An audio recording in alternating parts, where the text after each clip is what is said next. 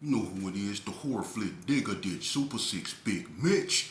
And I'm kicking in doors with all three O's. And I'm bringing 28s, 101s because we Vegas sons, it's the Chronicles. And you in the Meadowlands. Yeah, you in the Meadows, man. And you already know what made me. 530. What that mean? Oh, that boy's a desert baby. Oh, yeah. Hubba Dub Scrub, 22-inch gold Dana Danes, and Big Bolo Yang. I could never sit on my claims, man. Welcome to Vegas Chronicles with the whole Super 6, Mr. Digger Ditch Big Mitch. And today, like any other day, y'all know what we do. We kick action with factuals. With no additives, no preservatives, none of that stuff. Just raw and uncut. Like what? Like selling sausages and crackers? You already know. Shout out to everybody that's been supporting my platform, man. Shout out to everybody that's been giving me their feedback, whether negative, whether positive. It's feedback, you know what I'm saying? And my audience is just as engaged as I am with what I'm doing, man. And I'm humble, man, with the feedback that I've been getting. But they insisted that I come back on here and finish the story that I gave y'all yesterday. I didn't plan on doing no video today. But they insisted that I came on here and I finished the story. And they also insisted that I stop doing videos that cut off as I'm speaking. Unfortunately, I like it like that, man. Can I have something? Let me have that, man. Because it keeps you, in suspense. I like that, man. Because it lets me know that you really paying attention to what I'm saying. If it cut off and you like, you know what I mean? So let me have that, man. Thank you, though. I appreciate it. But let me get back into what I was saying and really take y'all on a journey, man. I'm finna give y'all some real life history, alright? And I'm gonna really give y'all a look into my world and what happened to me. I did videos on this, but I'm gonna really give you an uncut version of what happened to me, alright? Now, on my last video, I told y'all how I was, when I got disciplined, my behavior changed for the worst. And I was giving y'all examples of things I were doing, And one of the examples that I was giving, which the camera cut off on, was when me and Mad Bummer, we had a homie, his name was Short Dog, rest his soul, you know what I'm saying? Me and Short Dog grew up together, man. I love his mama, Mary Louise, you know what I'm saying? His sister, Toy, you know what I mean? Hen Dog. Those three right there, I know, I got a lot of love for them, you know what I'm saying? So, Short Dog, he had this ring, right? And me and Mad Bummer, Mad Bummer primarily, he was the one that wanted the ring. I can care less about it. I just was on one, you know what I mean? I liked the violence at that time, brutality was what I woke up in the morning to do, and inflict upon people, So Mad Bummer couldn't get him to sell him that ring, no matter what he did, and Mad Bummer was having a little money back then. Everybody know that, you know what I'm saying? So when he realized Short Dog wasn't going to sell him that ring no matter what he'd offered him, we decided we was going to try to take it. Hell, I was taking everything else. So he, Mad Bummer didn't normally do that because Mad Bummer was having money. He didn't have to take nothing. But we decided we wanted to try to bully Short Dog, right? So we lured Short Dog in the gym, right? And Mad Bummer, he started acting like he was paying attention to the little stuff they were selling on his coffee shop list. And I walked over there by the rail where I could look over the balcony and watch the basketball game if I wanted to, right? And when we walked up in there and we branched off, Short Dog was kind of confused. And when he turned his back on Mad Bummer put him in, grabbed him. But Short Dog, we didn't know, he kind of knew how to wrestle. And he flipped the script on Mad Bummer. He turned around on Mad Bummer, put them hooks up on him and dipped him. Boom! Right? So I jump on top of Short Dog and I put Short Dog in the chokehold trying to get him up off Mad Bummer. Right? So we on the ground tussling. Right? This cat right here, like I say, he was hounding us. I get credit where credit is due. And he surprised me. I never knew Short Dog can get down like this because he was always quiet, Short Dog was really mellow. He was a mellow cat growing up, you know what I mean? But Short Dog, he surprised me that day. And I'm gonna be honest with you, he would not hit us back, I was swinging on him, hitting him, Bad Bum was hitting him. Short Dog wasn't swinging us back, but he was moving us around in that gym, and he got loose. He ran to the unit 4. We chased him to the unit, right? We get down there to the unit. Short Dog stayed down A-wing. When we get down there, first of all, I'm tired from chasing this cat. He didn't just handle both of us, So I'm kind of going down here half-heartedly because if he handled both of us like he did in that gym, imagine what he'd do head up, right? But we can't act like we scared or nothing, especially, me. I'm not finna, act like I'm scared. So when we get down there, I had another homeboy named Jinx, Antoine Jenkins. He seen what was going on, and he been hearing and peeping what I've been doing. So he basically knew without even asking what was going on. And when he seen us going down the hallway, first he see Short Dog going down the hallway, then he see me and Matt Bummer coming up. He see us go down a hallway, and he start going, hell no, oh, hell no, right? And he go down the hallway, and he get right next to Short Dog. Short Dog then, when he seen Jinx had his back, took his shirt off. Now it's 2-on-2, right? And Jinx was like, man, no, what y'all? He didn't know what was going on. He didn't care. He got Short Dog back. That's what he was supposed to do. You know what I mean? And so it was a bunch of rah, rah, rah. We couldn't get that ring. Short Dog didn't back down. You know what I mean? And I'm going to keep it 100. I wasn't trying to mess with that boy right then and there, man. Because he let it be known right then. And he showed us in that gym he was finna fight to the you-know-what behind that ring. You know what I mean? So I let that be. And so as time went on, I kept on doing, what I was known for doing, which was, I probably got more extortion charges than anybody in the state of Nevada. I swear to God. I got so many extortion charges. It's either fighting, battery, assault, extortion. That was my whole portfolio, And I always got into it with the North. That's what I was doing. So my name, it stayed ringing. It stayed ringing, And I remember one day, it was this cat by the name, they call him Uncle Bud. He from ABM, Otis, right? He hit the yard. Now, I embrace Otis. I've been knowing him since Elko. I've been knowing him since I was 13 years old. I hung out with him in Cary Arms. We used to call him Odie Low. He related to Hard Top when Drago's them, right? We even got into it with the Bloods over there in J&J. When the Bloods got at us in J&J and Hard Top came over there. I think Hard Top had a station wagon if I'm not mistaken. Hard Top came over there blowing and got us up out of there. So when I see him, I'm thinking that he's still Odie Low. So I embrace him. So one day we down there about 3 and 4. We leaning against the window. I think we was on Unit 4 side. And you had C-Los from Hard Time Hustler. You had P-Rock and a few more of the North down there, right? So me and Odie, we chopping it up. I don't even know they call him Uncle Bud. I'm still calling him Odie. So we chopping it up, right? Then P-Rock walk up. And when P-Rock walk up, P-Rock give him an A shake. And I'm like, what the hell? So I'm like, hey, where you from, Odie? He said, sheep, I'm an ABM. I perk it up like, what you mean you from ABM?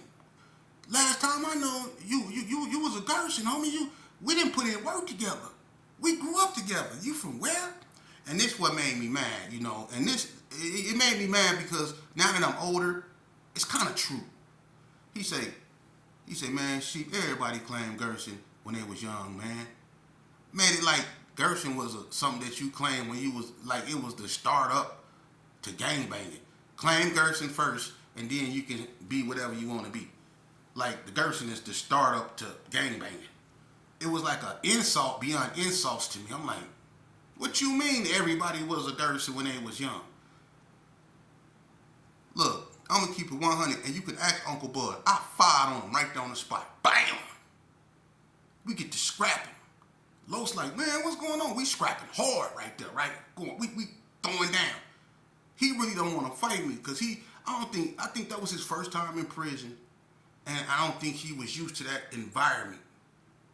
When you go to prison and you go in a big yard and you see all these people, all these rocks, and the possibility of what could happen. You have to adapt to that. So I didn't already been stabbed. I didn't been in war. So when I got at him, I got at him with a ferocity that I've been here. I studied this and I'm on this. He was half-hearted with fighting me because, he didn't understand. He didn't know if people had his back. He didn't know if he was finna get jumped. He didn't know. So he was more or less trying to get away than actually fight me. But I was on him though, right? We fought all the way from the front of Unit 4 all the way on the side. I bust his mouth open real bad. They broke it up, right? Face grabbed me, face and drive-by, right? Trip, which is Trent, P-Rock, C-Los, and a few more. They get him. They like, basically, what's going on? Face asking me what's happening. I'm like, dude, that cat used to be from the set. He used to, and P-Rock, he's sitting there listening. P-Rock like, what do you mean you used to be from the set? I said that cat used to claim Gerson, man. And I was like, you ain't used to be from the Gerson, homie? And he was like, man, everybody. And then P-Rock hollered real loud, disciplinaries. Like, they didn't even know these cats used to claim Gerson. So now, I done got this cat in a situation with his homeboys. But before that could happen, I told him I needed that with him. I took that personal. So me and Face, and him and Trip, we went to the bathroom in the school, and me and Odie got down. We got down. And we fought till he started leaking real bad. And Trent broke it up because he was leaking real bad, man. But he got down, he fought, we got down. He got his, I got mine. You know what I mean? But I got the better of him, man, because he was kind of, really bloody. He couldn't really do too much. And that was because of what happened at first.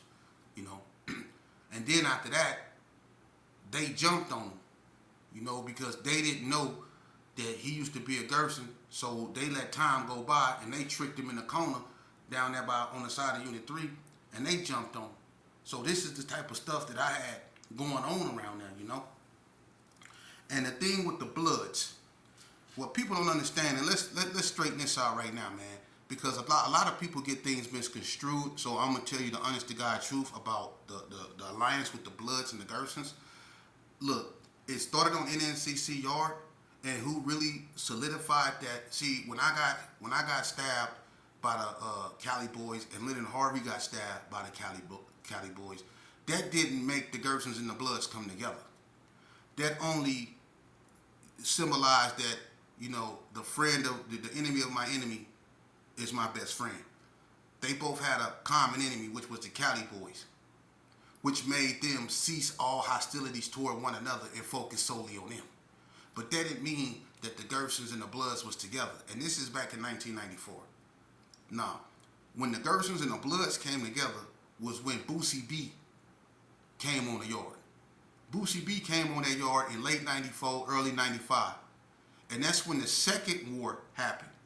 And that's when Tupac from 50s, Pretty from Del Monte Cole, Egypt, One Way, a whole bunch of, that's when they got into it with Killer Kev, Boo, the Gersons, Boosie B. That's when Lil Rock from 60s, Sad Mac from 60s, they jumped on them. You know what I mean? They really basically jumped on all the Crips on the yard, whether Vegas or Cali. You see? And Boosie B was the one that really kicked that off. Him and Blood Boo. They kicked that off. But that's what really brought the Gersons and the Bloods together. Because that was the only thing really left on the yard after they jumped everybody. And there was a few Crips. And I'm going to tell you something. To be on that yard after that happened, you had to be something special because they jumped on everybody. But it was a few Crips that was allowed to come and stay on that yard. That wasn't going to leave nowhere. You were going to have to do something to them. And that was Lil Wet from NTG's. Wolfie from NTG. He came. Bone from NTG. It was a few Crips on there that stood 10 toes down, man. But a lot of them, unfortunately, they got it. But that's when the alliance really formed, the Gersons and the Bloods.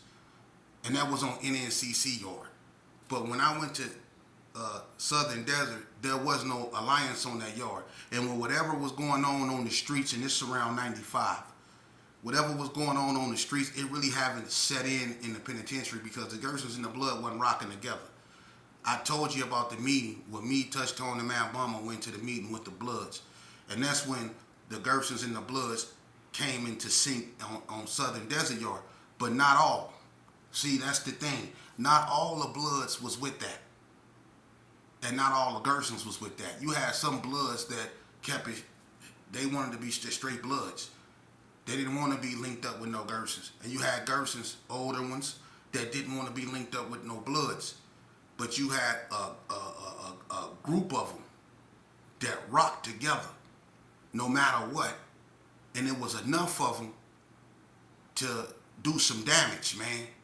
And that eventually is what became known as biscuits and gravy, Bloods and Gersons. You know, and it was Bloods that came from NNCC, like Butter, from Skyline Pyrus, stuff like that rock with the Gersons. They got the Cali Bloods in sync. And I remember when they fell out with the North and he stole on Big Fade. See, that's when the hostilities started forming on Southern Desert Yard because the Crips, the North at first, they were in sync first. The North was together before the West was. The North was together. And when the West and the Bloods and Gersons, came together, the North was kind of confused, like they was like thrown off for a second, especially on Indian Springs Yard because they wasn't used to that. Not all of them was on NNCC Yard where that kicked off, and a lot of Bloods they came from Ely, the Untouchables. They didn't know nothing about no alliance. You had certain ones that came to NNCC, like Easy Money.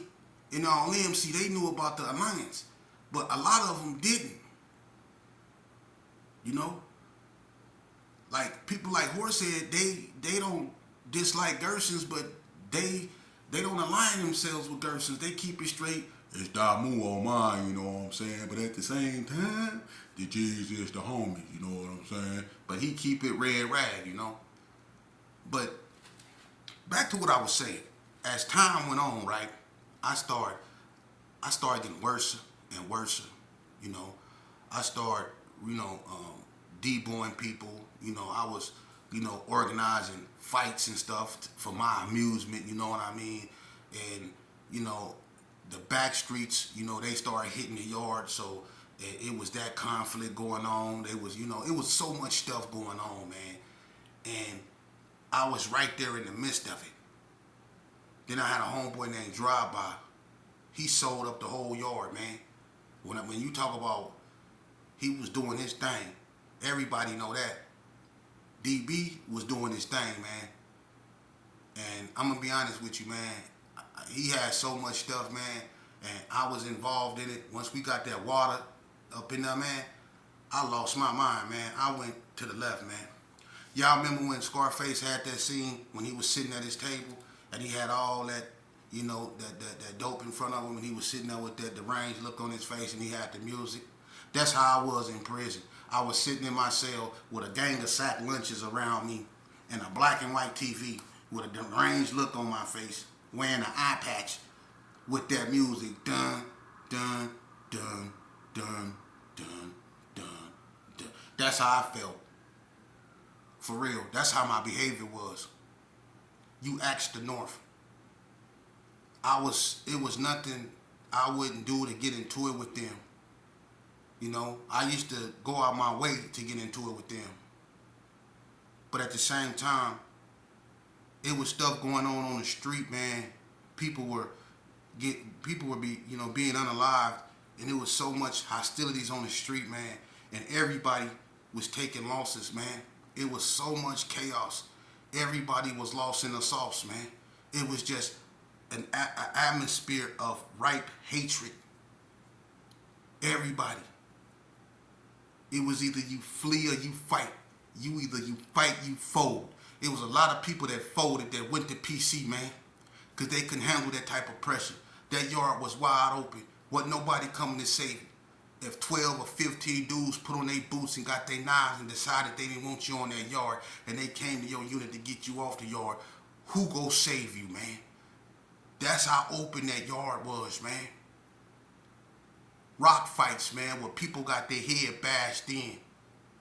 Racial fights, man. I was in the midst of all that, man. You know? But the harder I rose was the harder I fell. See, my name, it started to get to the administration a lot. And Wayne Dye, he was the investigator. He'd tell you, every day it was something with me. I was sending them up out of there. I was PCing them up. You ask anybody, I was sending them up out of there, man. I became a real hated individual on their yard, especially amongst the Cali boys in the North. And I relished it. I did. I basked in their hatred of me. I did. But I got lost in the sauce, see? See, I was smoking all them drugs, you know what I mean, doing what I do. And people were giving them to me to keep me up off of them. They were giving me to them, you know. I got lost in the sauce. So I thought I was tougher and bigger and more powerful than the administration, so I started threatening COs. I started telling COs, I'll knock you out. I started telling COs what I ain't gonna do and what they're gonna do. Like they the ones locked up. I started talking bad, like I couldn't be touched. Now, I got away with it at first because I was an intimidating looking individual. I looked like the head gremlin, Spike, with an eye patch. I was ripped. I looked like a cold lizard, for real, that spit venom. Like if I spit on the ground, I'd demolish a whole colony of ants. For real. I was a cold looking creature. So I intimidated the staff, but my name, it got out there. I started fighting people that told on me, that was coming to the penitentiary. I wanted my get back. TJ Loke, you know, from Donna Street. We had issues in the county. He know what he did. He came to the penitentiary. The Pirus wanted him. I wanted him. We got at him. It ended up becoming a big old fight, North versus West, you know. But my name was in the midst of everything. So one day, I was walking from Chow Hall, right? And it was this one CO, his name was Fisher. He loved piss testing everybody. Everybody know Fisher and his wife. So he give me this look, right? And I look at him like, what you looking at? And he said, I'm looking at you. And I called him, because he had a receding hairline. He was always smoking cigarettes, and I started talking about his receding hairline and all that, right? He just stared at me, gave me a look, right? So I'm talking bad, right? Go to the unit, I don't think nothing of it. Don't nothing happen. I thought I got away with it. The next day I go to dinner, right? But something was different.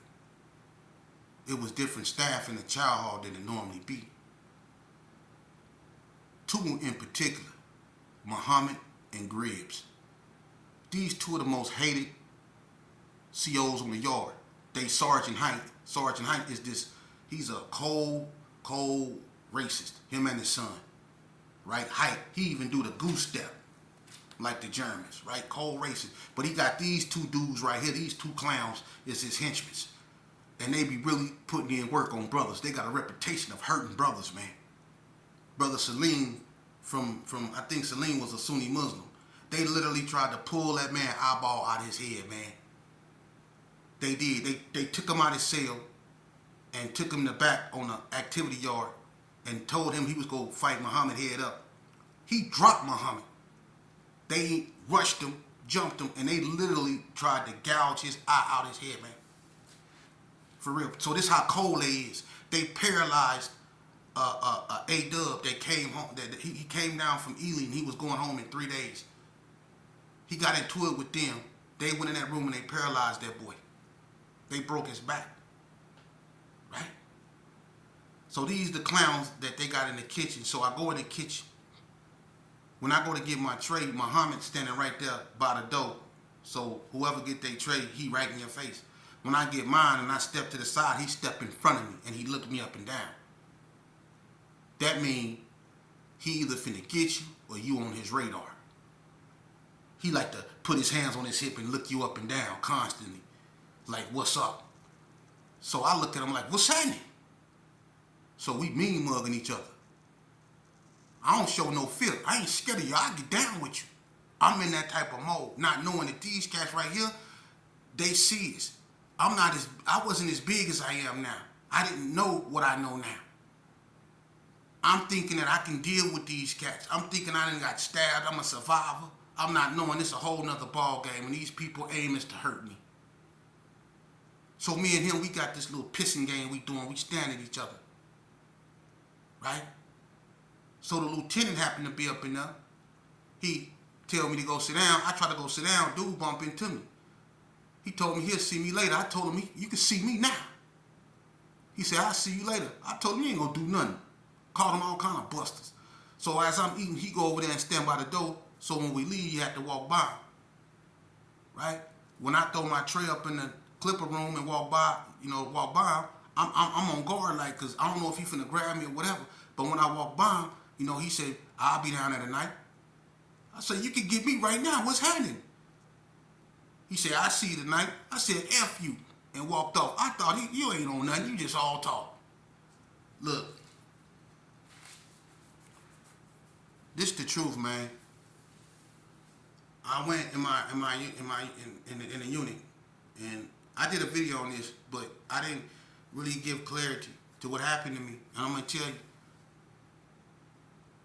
I was in my room in about 6:30, because we were still on controlled movement.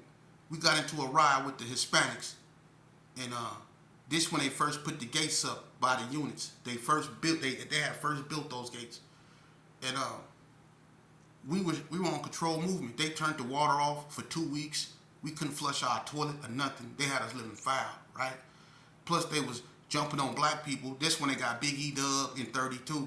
They jumped on them real bad, man. E-Dub was dropping them, but they kept piling up on them.